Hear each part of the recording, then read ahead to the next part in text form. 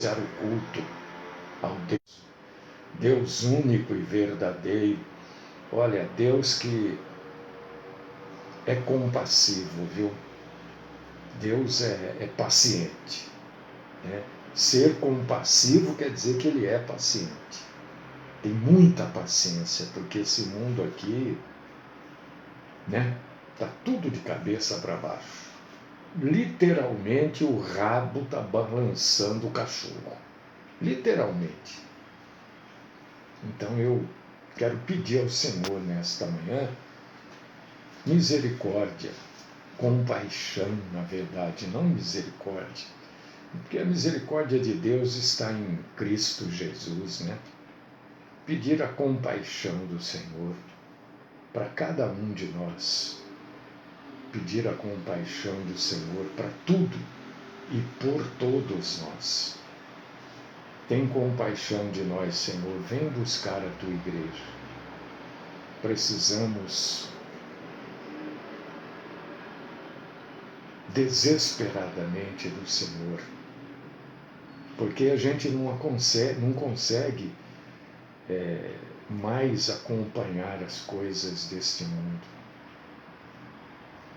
É claro que o Senhor não vai permitir que a gente enlouqueça, isso é óbvio. Mas eu creio que estamos muito perto do estado de loucura. Vem, Senhor, vem buscar a tua igreja e vem levar-nos para junto do Senhor. Vem, vem, vem buscar a tua igreja. Nos juntamos aqui, Senhor, nos reunimos aqui para adorá-lo em espírito, em verdade. Pedimos que o Senhor fale conosco, até que estamos aqui nesta terra, neste mundo, totalmente corrompido. Fala conosco, Senhor. Ajuda-nos a suportarmos toda mentira e toda corrupção desse mundo. Esta é a minha oração. Livra-nos, Senhor, da mentira. E eu oro no teu santo nome, Senhor Jesus. Amém.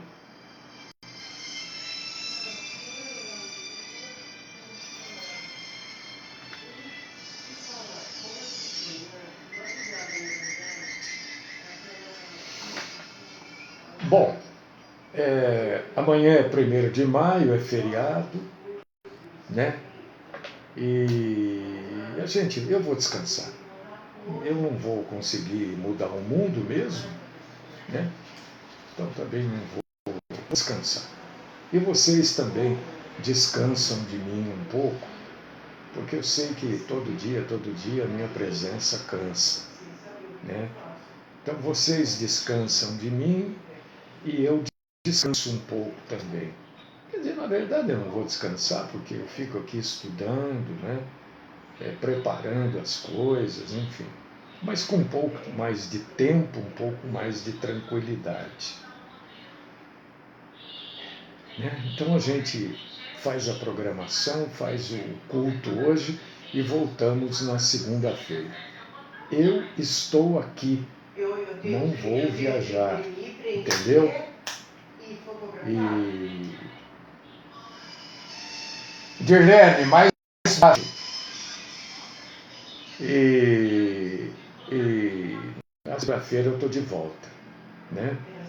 Segunda-feira eu estou de volta, se Deus assim nos permitir e se o Senhor não vier buscar a sua igreja. Estou aqui, se alguém precisar de alguma coisa, estou disponível, né? Tanto no Zap, algo mais urgente, que precisa da gente pessoalmente, também estamos disponíveis. Tá? Muito bem. A gente vai falar hoje sobre a maldição da corrupção. Corrupção é um negócio Maldito. Maldito. E a gente todo dia nesse país aqui, onde os corruptos recebem aposentadoria, né? O cidadão comum, quando ele faz algo errado, na empresa que ele trabalha, o que acontece com ele? Ele é dispensado por justa causa. Não é verdade? Mandado embora e não tem direito de receber nem um centavo. Agora, os cidadãos de primeira classe, que ninguém faz nada contra, viu? Esse país aqui é o país do grito, onde todo mundo grita e ninguém faz nada. Todo mundo fala e ninguém faz nada.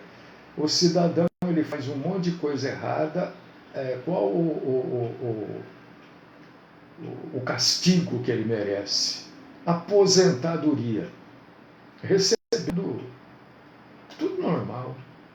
Né? Por exemplo, só um exemplo, claro. Um juiz de direito que fizer tudo errado, ele é aposentado compulsoriamente. E recebe a aposentadoria até o fim da vida, acho que a família depois, não sei. Mas é assim. Agora, você é cidadão de sei lá que classe, assim como eu também, né? Se você fizer algo de errado, você é dispensado por justa causa, se não é processado ainda, né? Eu não consigo entender isso. Tem coisas que eu não entendo. Eu não consigo entender um cidadão que tem curso universitário, quando comete um crime, ele tem uma cela especial. Eu não consigo entender. Porque o cidadão que tem curso universitário, ele não deveria cometer crime. Porque ele tem mais informação, não é? Ele tem mais conhecimento, pelo menos teoricamente é assim. Mas ele tem cela especial.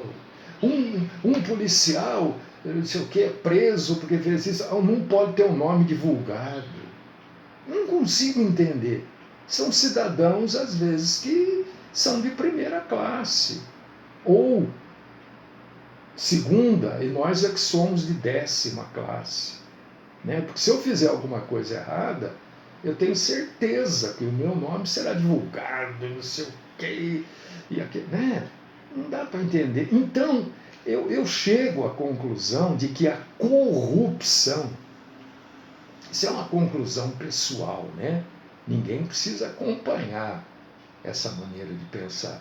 Mas a corrupção é uma maldição. E o país vive debaixo de corrupção. Agora tem outra que estourou aí, do INSS. Né? Já pagam uma esmola. Esmola para o cidadão. É esmola. Não é aposentadoria, é esmola. E eles sabem que é esmola porque eles criam esse tal de empréstimo compulsório, que na verdade é uma grande armadilha em prol dos bancos. É sempre contra o cidadão comum, sempre. Né? Entenda, o banco não existe para ajudar você. A gente precisa ter isso na cabeça, que eu estou te falando. Banco não existe para ajudar você. O banco existe para te, desculpa o termo, ferrar. O banco, se você acha que o banco vai te ajudar, é opinião pessoal. Você é ignorante. Pelo menos em parte de finanças você é ignorante. Porque o banco, ele existe para te ferrar mesmo. Né? Então, tudo para ajudar os bancos. Tanto que banco é um ótimo negócio, que o governo tem banco, o Estado tem banco, não é? E onde já se viu o Banco do Estado, por exemplo, o Banco do Brasil dá lucro, a Petrobras dá lucro, e são coisas que não entram na minha cabeça. Não é para dar lucro, não é para dar prejuízo, mas lucro não. Não é? Por causa disso que tudo sobe, gasolina, diesel, álcool, enfim. É a maldição da corrupção, né? Quanto levaram da Petrobras? O que virou isso? Nada. O que deu? Nada, não deu nada. Não dá em nada. Então eu continuo, eu vou usar um termo bem rasteiro, certo? Mas não vou usar esse termo, né? É demais. Né? As pessoas vão se chocar. Mas cadeia aqui no Brasil continua sendo para... É isso, Jair, com mensalão, petrolão, fora as coisas que nós tivemos, sanguessuga, vocês lembram? Vocês lembram como descobriram coisas lá na época da Covid? Aconteceu alguma coisa para alguém? Que eu saiba, não. Talvez um coitadinho lá que fazia embalagem está preso, né? Enfim, corrupção é uma maldição. Aí eu fui ver o que quer dizer corrupção, porque a Bíblia usa esse termo aqui, corrupção, né? Corrupção é um estado de decadência, de contaminação ou de equívoco. Mentira. Né? Equívoco é a mesma coisa que uma mentira. Contaminação, aquilo que contamina, que estraga, que apodrece. Isso é corrupção. Decadência. Claro, por que o Brasil está nesse patina há 60 anos? Só patina. Não vai para frente, não vai para trás. Fica ali. Fica ali patinando. Por causa da decadência.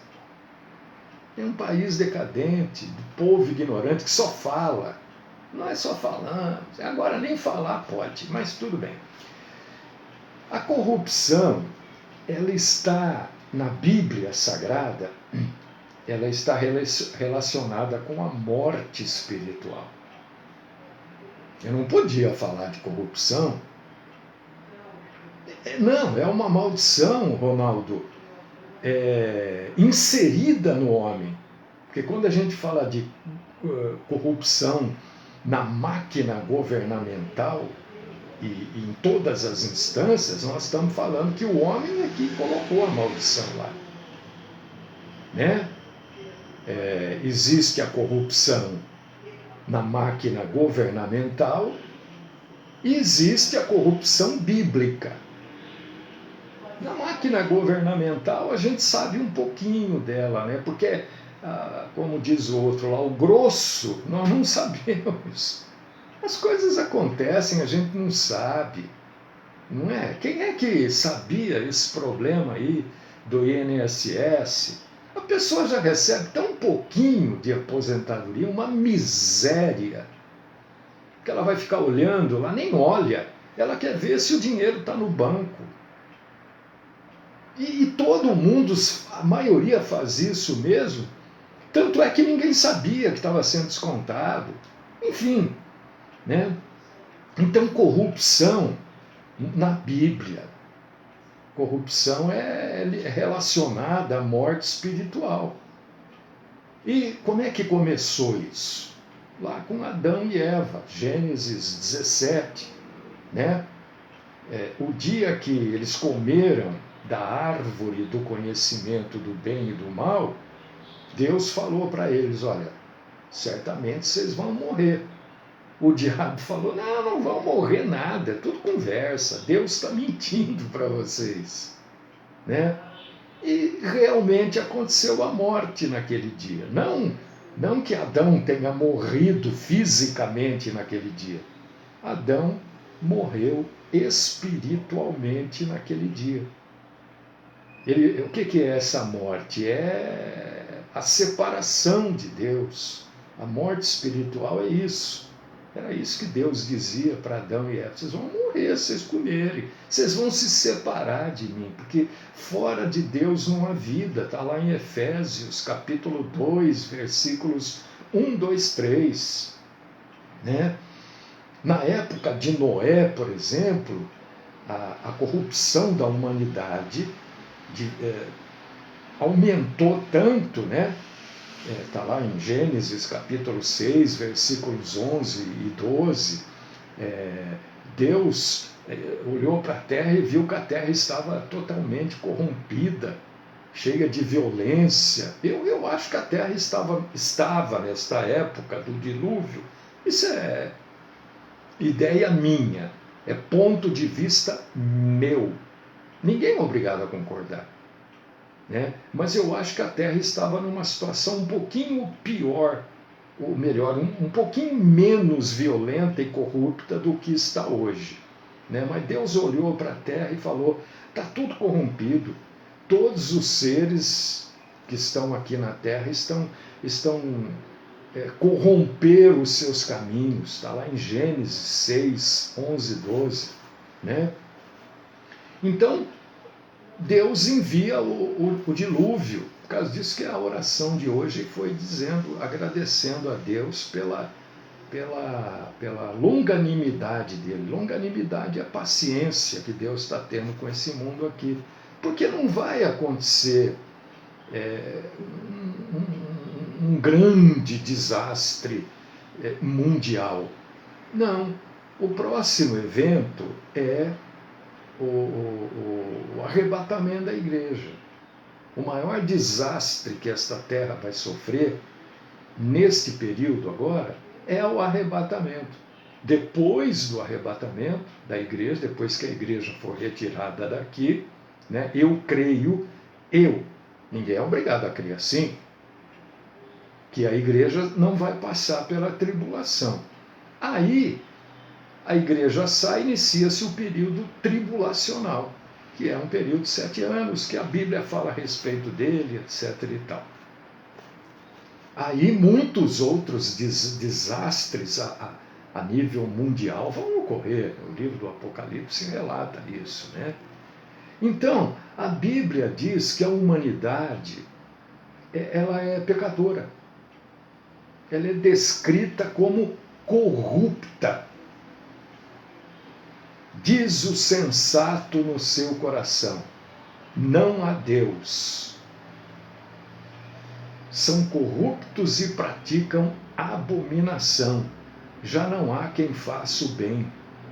Do céu o Senhor olha para o Filho dos homens para ver se há quem tenha entendimento, se há quem busque a Deus.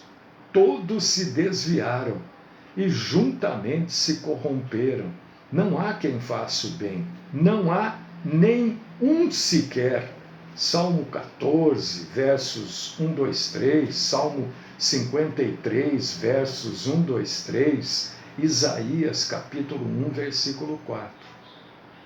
Então, por que a Bíblia usa este termo corrupção? Que na língua portuguesa a gente usa para várias coisas, né? Não é? Principalmente para falar dos desmandos, sempre contra o povo. Sempre contra o povo. Sempre. A Bíblia passa a usar o termo corrupção porque a Bíblia vê corrupção como uma decadência física. Então, em Jó é que passa a se usar o termo corrupção. Jó capítulo 17, versículo 14. Né? Mas a corrupção também ela é usada, principalmente aqui no Brasil, né? Para falar da depravação moral. Né?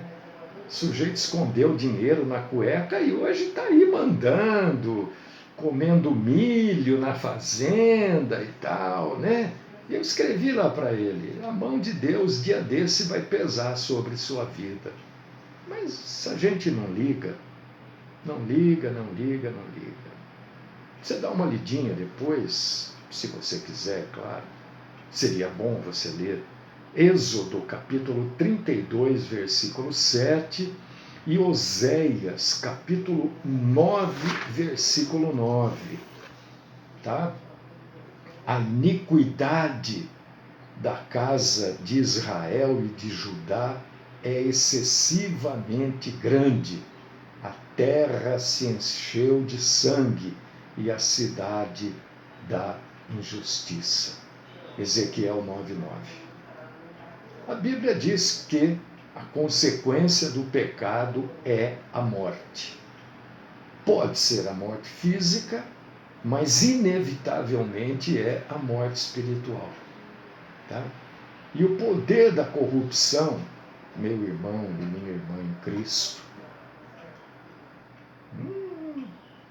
gelou o café, que coisa horrível. O que quebra a corrupção? O que vence a corrupção? É o Evangelho. Só o Evangelho vence a corrupção. Não tem jeito. Não tem jeito. Se você abrir aí sua Bíblia, em 2 Pedro 2:4, lhes sejam multiplicadas no pleno conhecimento de Deus e de Jesus nosso Senhor. Pelo poder de Deus nos foram concedidas todas as coisas que conduzem à vida e à piedade, pelo pleno conhecimento daquele que nos para sua própria glória e virtude, deu as suas preciosas e muito grandes promessas, para que por elas vocês se tornem coparticipantes da natureza divina, tendo escapado da corrupção das paixões que há no mundo. 2 Pedro, capítulo 1, versículos do 2 ao 4. Quando o sujeito, a pessoa, o indivíduo, passa a conhecer Cristo, a gente entra num relacionamento pessoal com Cristo, né? Passou a conhecer Cristo, entra num relacionamento pessoal. E à medida que esse relacionamento cresce, a gente entende cada vez mais e melhor quem é Jesus e o que ele fez por nós. Por causa disso que só o Evangelho é que quebra a corrupção. Só o Evangelho é que acaba com a maldição da corrupção. Uma das promessas de Jesus é o ministério. Ministério é o serviço. Tenha sempre isso na sua cabeça. Ministério quer dizer serviço. De capacitação e purificação do Espírito Santo na vida de cada crente.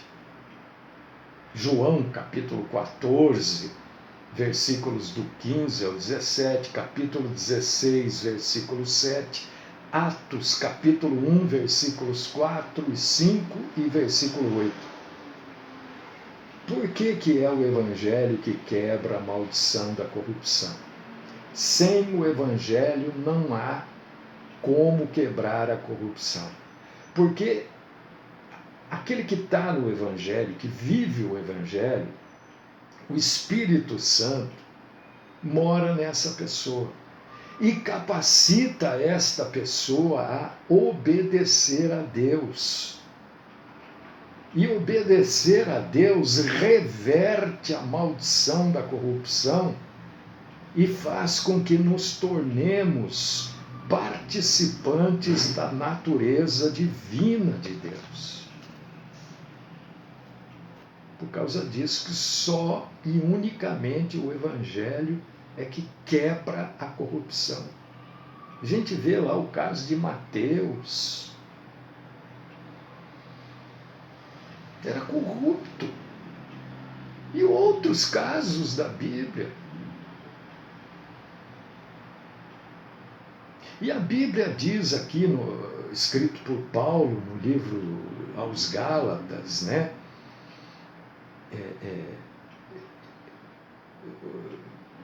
Na lei da semeadura e da colheita, que essas passagens são tão mal usadas, né? São usadas assim para tomar dinheiro do povo, né? Que isso é tomar dinheiro, né? Não é? Por que se tolera essas coisas tão tão aberrantes frente à Bíblia. São aberrações frente à Bíblia. O tomar dinheiro do povo. Por que se tolera isso? Tolera-se porque os que toleram são corruptos, ora. Então deixa as migalhas lá para esse povo aí, né? Porque essa passagem dos Gálatas aqui, capítulo 6, versículo 8, é usada assim. Essa e outras que fala de colheita, de semeadura e de colheita, é usada para tirar dinheiro mesmo. Esse é o termo, tirar dinheiro do povo. Quem semeia para a sua própria carne é uma maldição. Eu não sei se existe país mais corrupto do que o nosso, eu não sei. Eu vou dizer que sim, eu não sei. Mas que o nosso país vive debaixo dessa maldição, vive. E o nosso povo ainda poderia se livrar dessa maldição, o nosso povo renova. Entendeu? Fazer o quê, né? Não há o que fazer. Não há o que fazer, porque o nosso povo é um povo ignorante. Nós somos um povo de ignorantes. Ignorantes. Pessoas que falam, não fazem nada. Nada. Eu estou cansado de ouvir, eu já nem ouço mais, sabe? Quando vem com falatório, eu já, tá bom, tá, sai fora. Não quero mais, porque eu sei que é só falatório. Só blá, blá, blá, blá, blá, blá, blá, blá, blá, né? Então, quando o Espírito... Aliás, semana que vem, você não pode perder. Eu vou ver se... Claro, vou terminar aqui esse estudo que eu estou fazendo da Trindade. Não perca. Não perca. Eu não sei que dia, mas vai ser semana que vem. Vai ser em maio. Um estudo fantástico sobre a Trindade. Você acha que você sabe da Trindade? Então você vai saber mais. Que bom que você sabe. Você vai saber mais. Qual a sua conclusão sobre a Trindade? Eu vou mudar a sua conclusão. Não sei qual é, não quero saber. Mas eu vou mudar. Não perca. Semana que vem. Vou, talvez na segunda já. Se eu terminar, já começo na segunda. Sobre a Trindade. Né? Então, quando o Espírito Santo, que é a terceira pessoa da Trindade, anula os efeitos, porque, né, o sujeito começa a viver o Evangelho, o Espírito Santo mora nele, ele passa a ser templo do Espírito Santo. Não é quando o Espírito Santo visita, essas bobagens aí, o Espírito Santo não visita ninguém. O Espírito Santo não é visita, ele mora, ele é morador em cada cristão. Então, quando o Espírito Santo, que mora no cristão, anula os efeitos da corrupção e da decadência, a gente colhe o quê? É isso que Gálatas está falando. Quando o Espírito Santo ele extermina com a corrupção na pessoa, o que essa pessoa colhe? O que ela ganha? Dinheiro? Não. Pode até ser que ganhe dinheiro, mas a promessa não é de dinheiro. Vai enriquecer? Pode até ser que enriqueça, honestamente, sendo que ninguém fica rico honestamente, hein? É verdade, ninguém, ou alguém lá deu um tombo em alguém, nem que seja lá atrás. Lá atrás. Tataravô, tatarabisavô, tatarabisa do bisa do avô, da tataravó. Alguém deu um tombo em alguém e a sua família é rica. Mas você não pode. Não, eu estou falando porque é verdade. Trabalhando licitamente, ninguém fica rico. Honestamente, em todas as fases, pelo menos aqui no Brasil. Eu não posso falar do mundo, né? Eu não conheço, sei lá, 5, 6 países só. Mas eu não posso falar, não estou falando aqui. Alguém deu um tombo, e não foi pequeno. Não foi um tombinho no seu manual do armazém, não, na cardeneta. Nem existe mais isso, né? Marcar na caderneta lá, né? Não é verdade? Mas é assim, tudo bem. Então, o que a gente faz? Por causa disso que o Evangelho é importante. O Evangelho é importante. Pregar o Evangelho para ver, né, se essa pessoa se convence da verdade através da ação do Espírito Santo, e esse convencimento faz com que a pessoa abandone a corrupção. Abandone, porque essa gente, você vê, a gente ouve nas conversas, né? É um deslumbramento. As pessoas estão deslumbradas com o poder, com o dinheiro, com as facilidades. Deslumbra mesmo. Deslumbra.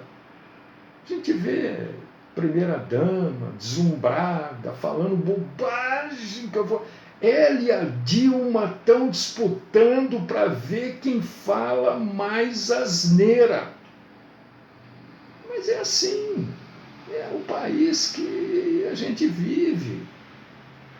E a nossa geração está passando, né? Porque a minha geração, por exemplo, teve uma infância e um início de juventude, uma juventude, né, num regime ditatorial.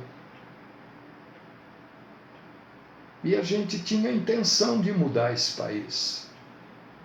Nós não mudamos nada. Nós vamos daqui a pouco ou ser batado, que é o que eu espero, ou nós vamos morrer. E vamos para um país aí amíngua, envolvido em todas as suas áreas na corrupção. Porque tudo que você mexe está corrompido. Tudo está corrompido. Começa nas empresas privadas, vai para as estatais, começa nas prefeituras, que se mexer mesmo, vai achar corrupção.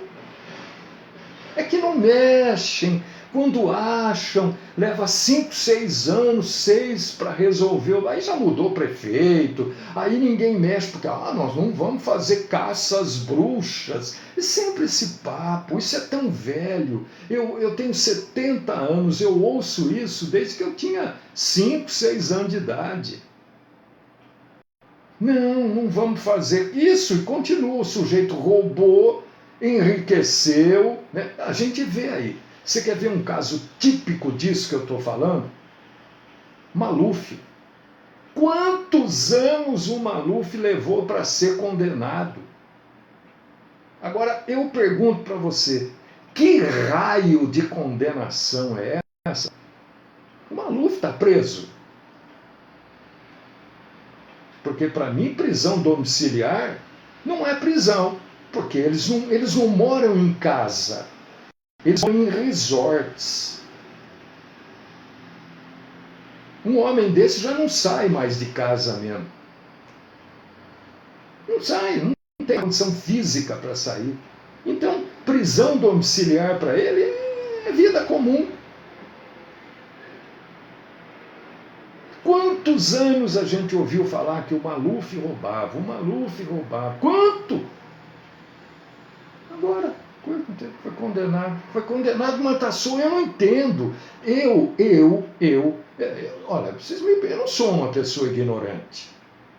Em muitos aspectos eu sou, em muitas matérias eu sou.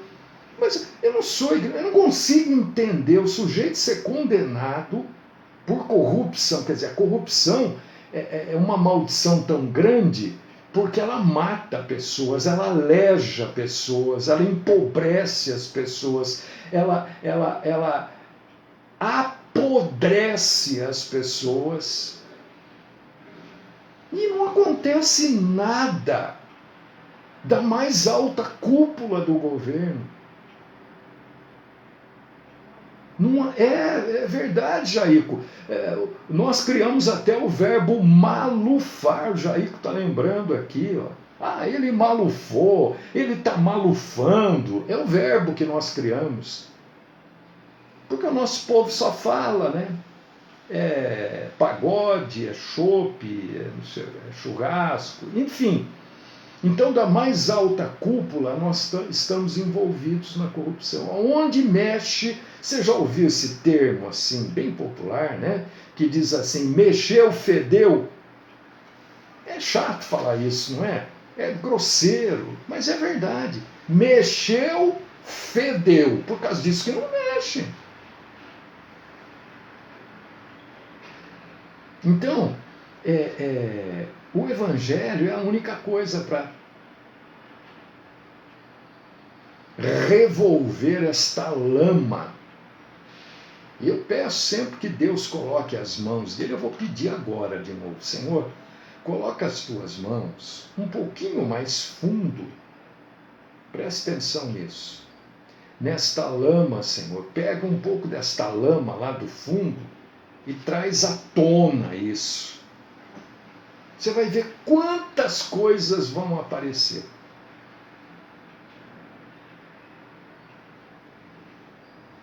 Romanos capítulo 8, para encerrar, viu?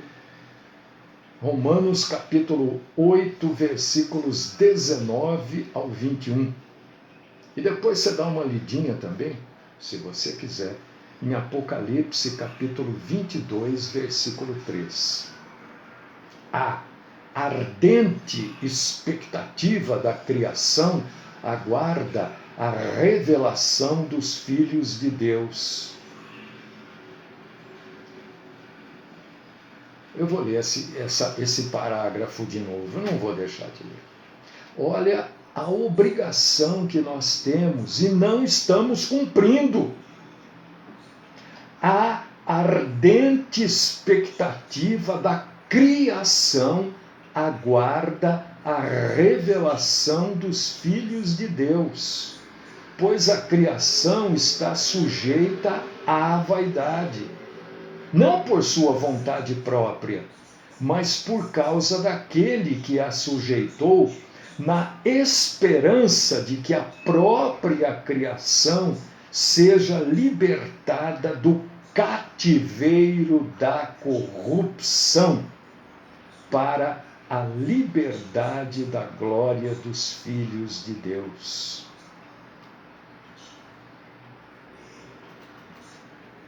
Eu sei que tem gente que está falando de política lá. Precisa ler a Bíblia, viu? Precisa dar uma lidinha boa na Bíblia.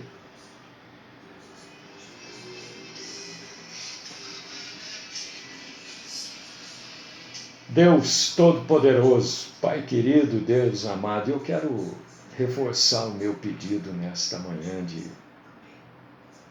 quarta-feira, dia 30 de abril. Senhor, suas mãos são poderosíssimas, são mãos carinhosas e são mãos pesadíssimas.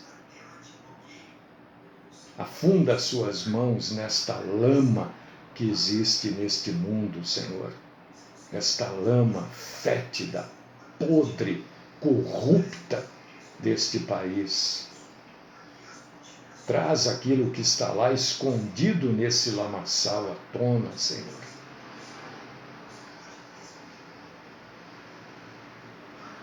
Porque nós temos um compromisso da ardente expectativa da criação, aguardando a revelação dos filhos de Deus. Continua falando conosco, Senhor, nos fazendo entender o que é corrupção. Glórias a Ti, Senhor. Se for da Tua vontade, traga-nos de volta aqui na segunda-feira. Amém.